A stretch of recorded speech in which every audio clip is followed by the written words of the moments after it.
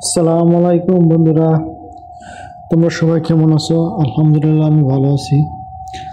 আমি একটা এসি আসছি দেখতে, বিআরএফ মিডিয়া ব্র্যান্ডের বিআরএফ মেশিন, বিআরএফ এসি। তো ওটা আসছে দেখি একটা ইন্ডোর চলে না।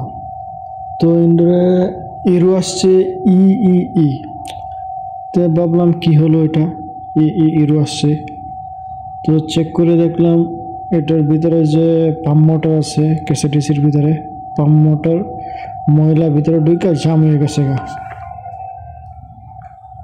ময়লা ভিতরে ঢুকে জাম হয়ে গেছে গা। তো ওটা প্রথম ভ্যাকুম করলাম, ভ্যাকুম করে দেখলাম, তারপরে দেখলাম যে না, ঠিক হয়ে গেছে গা ভ্যাকুম করে। তারপরে ভাবলাম না, আবার খুলি এসিটা, খুলে দেখি এটার ভিতরে কি সমস্যা। তো সেটা খুললাম, খুলে দেখি পাম্প মোটরের ভিতরে পুরা ময়লা ভরে গেছে গা। তো পাম্প মোটরটা খুললে তারপরে সার্ভিসিং করলাম, পাম্প মোটর ট্রে পুরাটা সার্ভিসিং করলাম, সার্ভিসিং করে পুরা ফিটিং মিটিং করে আবার চালু করলাম। আলহামদুলিল্লাহ। তো এখন চলতেছে এসি।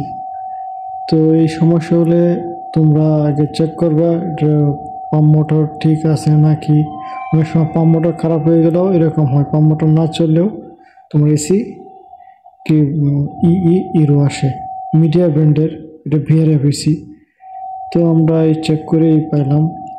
তো এই পর্যন্ত বন্ধুরা, যদি আমাদের ভিডিও ভালো লাগে তো আমাদের চ্যানেলকে ফলো করবা এবং ভিডিও শেয়ার করবা অ্যান্ড লাইক করবা। আল্লাহ হাফিজ, আসসালামু আলাইকুম।